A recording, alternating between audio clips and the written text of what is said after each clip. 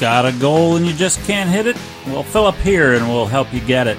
Learn the Goal Achievement Success System here on Goal Getting Podcast and put some gas in your goals to power you to the finish line. Let's go, friends. Rev up your engines and let's take off for success. Hello, goal getters. Welcome to Goal Getting Podcast. This is your host, Tony Woodall, and I am so excited today. We have an amazing guest with us today. Hilarious. A man, Bob Stromberg, a comedian, speaker, and more importantly, a master of creativity, which we all need in our life for many different areas. Bob, welcome to Goal Getting Podcast. How are you today? I am well. Thank you, Tony, for having me. I appreciate it. Well, I appreciate you being here. And I know you are from is that technically the Midwest, North? It is. I'm from Minnesota's in the Midwest. Minnesota's right. In the Midwest. Well, welcome. Yeah. Glad to have you on the show. Now, you are the master of creativity, a comedian, speaker. I was watching some of your stand-up routines, and you're a clean comedian is what I also understand. So can you tell us a little bit about what you do and how you do it? Yeah, I have for years, actually for 40 years. I've reinvented myself several times, which somebody who's done something for 40 years finds them necessary to do that. But I'm one of a kind of an elite group of creatives who have managed to stay so and stay busy and fulfilled for 40 years, which is kind of a remarkable thing. I remember about 20 years ago, I'm almost 65 now. 20 years ago, people started saying to me, you know, Bob, you really need to think about passing the baton on now to the people coming behind you. And I remember thinking, I have a baton. I didn't realize anybody gave me a baton to pass on. Yeah, you must have missed that original pass. That's right. I didn't get it. But now at my age, I find myself going, I really do want to pass on to those coming behind me some important things. I do comedy. That's why I travel around the country. I do comedy. I'm basically a storyteller, and all kinds of events. So that's what keeps me busy and keeps income coming in. And then I teach creativity. I teach the process. I teach what creativity is to help people understand that. Mm-hmm. So what is creativity?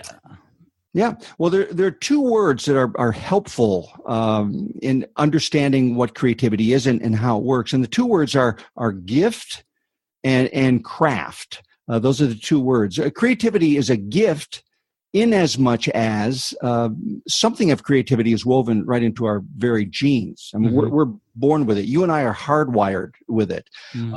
But we're not born creative. What we're born with is the capacity and the desire to experience creativity. And we all begin using this gift almost immediately as we move from infancy into early childhood. We begin experimenting with this gift. We begin experimenting with it through the medium of play. Right. I've had people say to me often, I'm not creative. You know, my brother's creative or my sister's the creative one in the family, but I couldn't create something to save my life. Well, to which I normally say, well, you're probably right. I mean, if you say you're not creative, you know yourself better than I do. You're probably not, but you used to be. When you were a baby, one day you rolled from your front to your back, and you couldn't wait to try that again. And then you got on your knees one day and you're rocking back and forth. You did that for about a week before you learned how to crawl. And then you learned you could do that thing with your nose that made mom and dad laugh out loud, and that just tickled you. So you did it as often as you could. And then you piled blocks and knocked them over, and you held a crayon in your hand and pulled it over a white piece of paper. And or in the case of my 4-year-old son, who is now a grown man, he's an artist, you found a pink magic marker and colored in all the white flowers on the brand new couch. So, man, that was an exciting day in our family. I bet it was.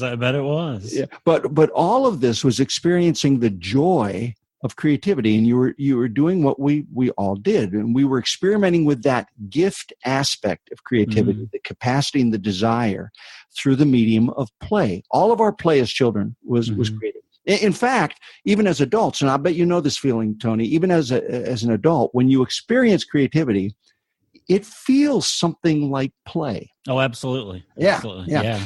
So what happens to that gift? If it's a gift, what happens to it? Where does it go? Because I don't know what the statistics would be, but most people would say they're probably not very creative. Most people would say that, I think. And well, if you're a hungry child in Africa and you're hauling water for hours every day, there's not a lot of time or energy left over for play. If you're a child in our developed Western world here, when you go to school, you discover that you have to give the one right answer to the question. And at the end of the line, you have to write in the one correct word or the one correct number. And you have to circle the one correct multiple choice. And it gets harder and harder to experience that gift of creativity because here's the truth. Creativity doesn't work that way. Creativity is not about finding any one correct answer. Creativity is about playfully trying many possible correct answers. The gift is still there in all of us, but we can't open it up anymore. So you begin to feel that you're not creative. Other people are. You can see that. It's apparent, but apparently you are not. That's when it's helpful to start thinking about creativity not as a gift, but thinking of it as a craft. The gift is the capacity and the desire, but creativity itself is actually a craft. It's a skill. It's a process. And so like all skills or processes or crafts, we can practice them if we know the fundamentals, and we can get better and better, and I think the goal to set a goal to experience our creativity, I think it's a really, really valuable one, because creative people are joyful people because they're fulfilling a desire that's woven right into their genes. And when we don't experience that gift or master that craft of creativity, then there's always going to be a sense of something missing. And I would agree. And I think we do need to use creativity and be able to practice creativity in all walks of life and careers.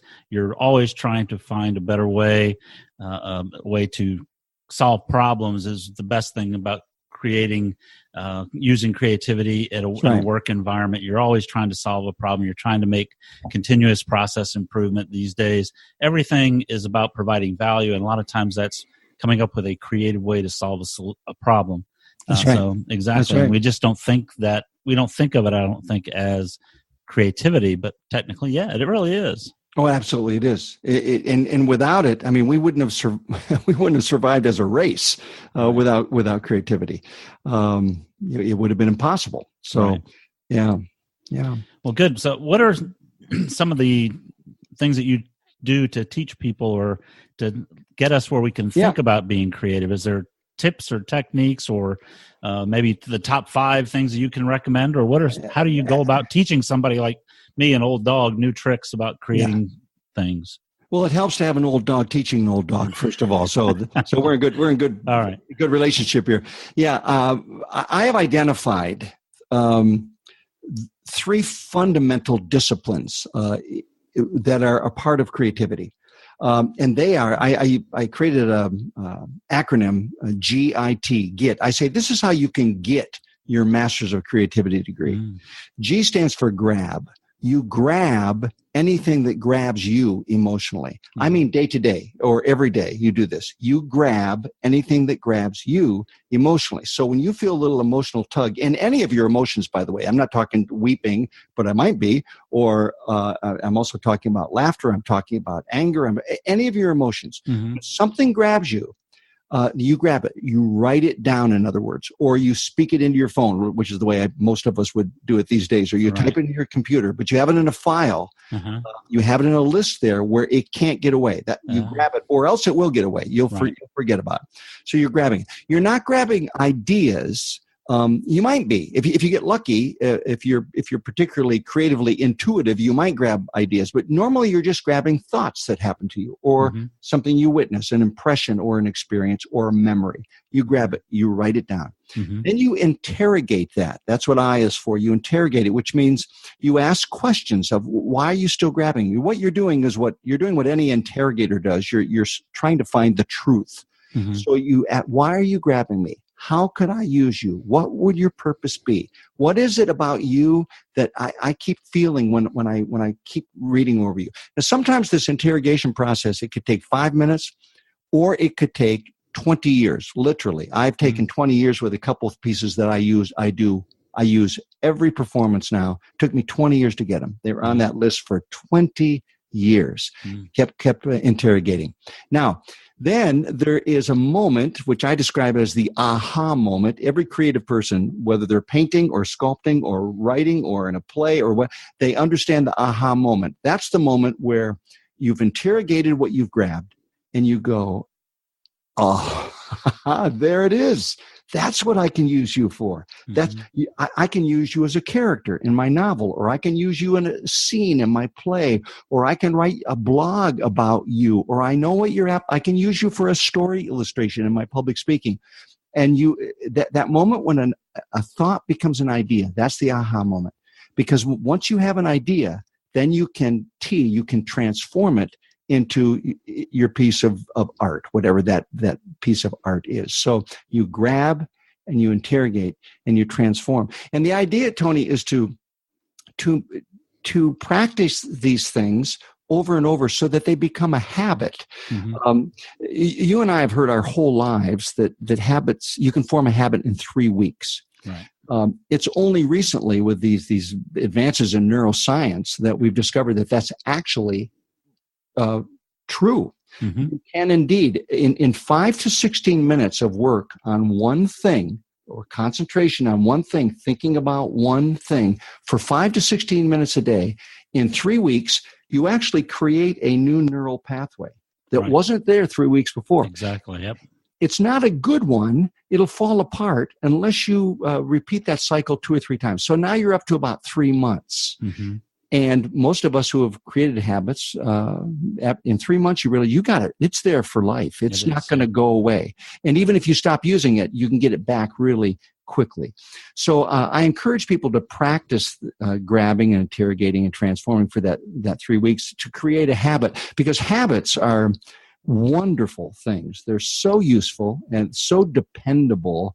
Think about this. When you get up in the morning, you put your shoes on, I'm sure. I don't know which shoe you put on first, your right or your left. You might not know either, but think about it tomorrow morning, because it's the same one every day. Yeah. I'm totally aware of which one I use. And I do that as a matter of habit. Yeah. Yeah. And if you try to put on the other shoe, it feels so wrong. It does. I was thinking about the way that after I take my shower, how I dry off. It's choreographed. It is. I don't think about it. But it is, if I'm not encouraging anybody to videotape me doing this, but it would be down to the very move, and it takes the exact amount of time, and I don't have to think about it at all. It's just happening. Exactly. So that's what you try to do by creating a creative habit, grabbing and interrogating and transforming. So the T is transforming. Yep. Okay. Yep. So that's actually sitting down and writing your talk. If you're putting together a public speaking thing, and now I've got my third point. I grabbed it, I interrogated it. That's the illustration I'm going to use. Now you start typing out, or you you're rehearsing. That's a part of for public speaking. That would be part of the rehearsal. Would be part of the transformation process as well. Yeah. Yeah. I like the thought of writing it down, because when you started talking about this process, grab, interrogate, and transform. When you talked about grab, and when you said write it down, I'm going, crap. I had this thought this afternoon. Oh, yeah. I went to a Toastmasters meeting, and this brand new speaker, is his Icebreaker, which is their introductory speech, their first one in the program. But he was so funny and very humorous. I loved what he said, and it brought something to my mind, and I didn't write it down, and now I can't remember it. Now that you mentioned that, I'm going, I should have written it down. I have a app on my phone. It came with my iPhone. It's called Notes. Yep. A little yellow thing, and I use that. That's probably the simplest, cheapest app. It doesn't cost anything, but it's right. It's there. It's so simple, and I've got a couple files in there called grab files, and I just hit them, and I just, you don't need to, whatever it was you wanted to grab there, you can usually grab it in a very short sentence or 5 or 6 words, and you've got it. Right. So yeah. Yeah, so I think that's important to make sure you write it down as soon as you get that. That's a great point, and I'll start doing that from now on, because now that I don't remember what that was, it was something I wanted to really use as potential for a speech later and one of my presentations, and now I can't remember what it's gone. So, yeah. Yeah, exactly. So this process, you use this for just about anything. to build creativity as you're doing this. So it could be for comedy that you do, it could be for speaking, it could be for ideas for work, whatever particular thought comes into your mind. Every creative person uses this, whether they don't know it or not. Right. But it's really helpful to know it because if you don't know it, there are intuitively creative people. I heard of this story. In fact, I saw a TED Talk by Sting, the artist, the singer Sting, right. songwriter. The guy has won 17 Grammy Awards. He's been nominated 38 times. He's sold multi-millions of records. He's probably one of the biggest, most popular singers in the last 100 years. Yep. And yet he had a time about 10 years ago, 11 years ago now, where he says, my muse went away. Mm. Well, I'm listening to this. He said it was just gone. I couldn't write. I couldn't. And I'm going, there's no muse. There's no muse. The problem was he had been creating intuitively for so many years, and he was surrounded by creative people and musicians and other artists and stuff, and that kind of kept him going. But he wasn't doing the job of grabbing and interrogating and transforming continually. Didn't make it a habit. Mm-hmm. So, and he actually went into an 8-year dry spell where he could not write a song, and not because he wanted to write. He was trying to write. He did not write a song in 8 years, and what brought him out of it, Tony, was he began remembering his boyhood, growing up in, and I think it was Manchester. It was a shipbuilding town in the UK. I think it was Manchester. But he began reminiscing about this, and he heard the dialect in his mind of how people spoke there. And he sat down with his guitar and started playing with the dialect. He'd never written a song in that dialect before. Mm-hmm. And he wrote a song from a man's perspective, singing in that dialect. And that led to another song. And that led to a song about a father giving his boots, his dead man's boots, they called it, to his son. He's going to take my job now. And as it turned out, it led to, he couldn't stop writing then. Oh. He was grabbing all these memories that were moving him from his boyhood. And he was interrogating and going and then transforming them into songs. And it turned into a Broadway show called The Last Ship, which played, I saw it in Chicago a few years ago, played on Broadway for 7-8 months probably, went to the West End of London. It's going to be around for many, many years. Great show. Yeah, that all came out. It came out of his memories, grabbing memories that grabbed him emotionally, interrogating him, transforming him into songs. That's what got him out of it. But if he'd known that he could have been grabbing and interrogating and transforming all the time, that list would have been there. He would have been going to it all the time, interrogating it, and there's never a dry spell then. And this goes for anybody. This goes for business people. This goes for because you have to be creative in your work. Right. This goes for people in ministry. This goes for public speakers. This goes for inventors. Creativity is used by everyone, and if it's not, then there's something missing in people's lives. Excellent. Yeah, that's true. Excuse me. So, Bob, I often talk about, along with habits, what is the one habit that you do every single day that helps get you going through the day? Well, I am grabbing and interrogating and transforming every single day. Mm-hmm. I'm also prayerfully being thankful for the day that I wake up to every day. Every single day. And lots of days I look and I go, boy, this is going to be a tough day to get through. I've got to catch this flight, and then that one's going to be a quick one, but will I have time to drop off the rental car? I don't know if I'm going to make this. I'm concerned. I didn't get a chance to talk to this person, and I know that he had some concerns about how long I was going to perform, all these types of things. And I'll look at the day and I'll just go, how am I going to do this? And then if I calm myself and I thankfully, in my case, I just say, God, thank you for this day. This is not a given that I can even be here to do this. Right. I do not take it for granted.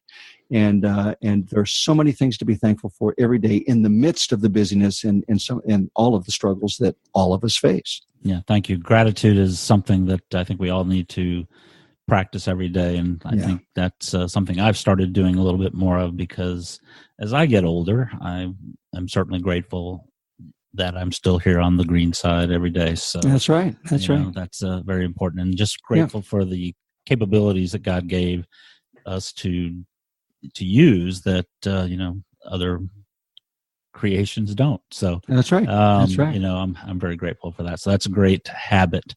Now, Bob, do you also have a quote that hangs on your wall that keeps you going every day? I don't have a quote that hangs on my wall. That's quite all right. So, I'm sorry about that. I'd like to be more excited. Not everybody has quotes hanging on their wall, so that's okay. Yeah. All right. Now, do you read a lot of books? One of the things we like to do is recommend books. Do you have a book that you've written, or do you have a book that you also recommend because it's helped you through life? Well, I've written several books. Most recently, I wrote a book that I was seeking publishers for, and finally decided just to instead of doing it through a publishing company, to do an ebook, and it's called Life on the Carousel. And my parents gave me. They gave me all of their family slideshow that we used to watch when I was kids. I don't know if you watched these when you were a child. Yeah. We had carousels. Every carousel had 100 slides. Yeah. They had 20 carousels, so 2,000 slides, which I knew to be in no particular order, by the way. And my dad was going, "What am I going to do with these?" And I said, "Hey, Dad, it's on me. I'll take them. You don't need to worry about this anymore." I really didn't want them because I remember our slides. They were so bad. So many out of focus slides and thumbs over the picture. And of course, they didn't throw away anything. And all those bad slides were in there. Well, I started looking through those slides, and you talk about being grabbed emotionally. It was like almost every slide was grabbed me, almost every one. And I interrogated them, transformed them, and basically I wrote a book called Life on the Carousel, and where I'm reflecting upon these various slides. And although they are my personal stories, the applications go much broader than just my life. So that is a book that I've written, and that's actually on my website. And I actually have some pop-ups that'll pop up. You can even get it for free, which is one I'd love for people to get it. Another book that I love, by the way, is Steve Martin's memoir called Born Standing Up. I recommend it to everybody. It's the autobiography of his stand-up career. Only that part of his life, but he is a remarkable writer, really beautiful writer, and it's a beautiful memoir. Yeah, I love his portrayals that he's done in comedy. It's just a very special type of comedy. So it is. I'm going to have to check that book out. I haven't heard of that. So tell us how people can get in touch with you, Bob. Well, the easiest way would be to go to my website, which is bobstromberg.com. And in fact, I will put together, when we're done here, I will put together a webpage tonight. Why don't we call it bobstromberg.com/goal getting. Goal getting. Okay. Yeah. Cool. And on that page, you can get to my whole website from that page, but I'll put that page together just for your listeners. I've got a fun 60-second creativity quiz there. 3 questions, multiple choice. And the name of the quiz is, "Are you as creative as Steve Martin?" Most of your listeners will not feel it's less necessary to take that quiz because they think they already know the answer. Yes. But the truth is they might be surprised. And what they learn is true about them and their creativity. Oh. There's a free 30-minute training video there on that page that I'll have for you. Okay. My ebook is there. And then also all the information about my course. I have a 6-week course. By 6 weeks, I mean it leaks out 1 week at a time for 6 weeks. It takes about 6 months to take it, called Mastering the Craft of Creativity. It's very comprehensive, very fun, about 15 hours of video, lots of fun performances, many, many interviews with remarkably creative people from lots of different fields, exercises to learn how to grab and interrogate and transform. And it's been really rewarding for me because it's changing some people's lives, and that's very exciting. And those testimonies are there as well. Okay. Also, I have a podcast of my own called The Wide-Eyed Creative. It's a very fun story-based podcast, and that's on my website as well, and I have iTunes and other places. Right. We'll have show notes, and on the show notes, I'll have links to all of those items. And we appreciate you with the great generosity for our listeners by doing bobstromberg.com/goal-getting. That is a great offer, and it sounds like a lot of value that you're giving to us. So we definitely appreciate that. And I know from my heart, just the GIT is a massive tool that I'm going to start using. I could have used it today, but I guess better late than never. But to be able to be more creative in our lives, in our careers, in our family life, anywhere is key. And I think having that tool, just 3 simple steps to be able to master that is a big plus. So thank you for that. You're welcome. Thank you. Thank you. And folks, if you want to also go listen, I'll probably put a couple of your YouTube videos from your comedy acts. Sure. Because you need to see this guy. He's very funny. He is very creative. The things that he can do with his fingers, well, we won't go there. But no, you need to see some of this stuff out there on YouTube that he does. It's a great act, great talent, great creative mind here, and great creative soul. So I'd also love Tony, if any of your listeners, I know there are business people out there who have conventions and those kinds of things, and I speak often in corporate settings. Sometimes I'm just doing comedy because there's a need for that, and other times I'm doing comedy but also teaching about creativity and helping folks there too. Okay. Well, that's important. Like I said, in business, it's definitely important. So, if you've got a one sheet or information that we can post on our website as well, you bet. I'd love to have that so I can have that and share it with folks as well. Great. Well, Bob, I appreciate you being with us tonight on Goal Getting Podcast.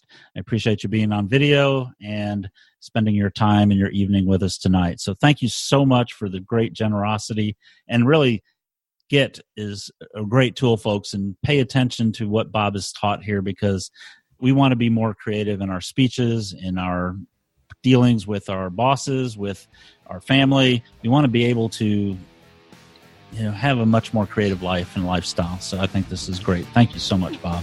You're welcome. Thank you, Tony. Bob, have a great evening, and we'll chat with you later. Hope so.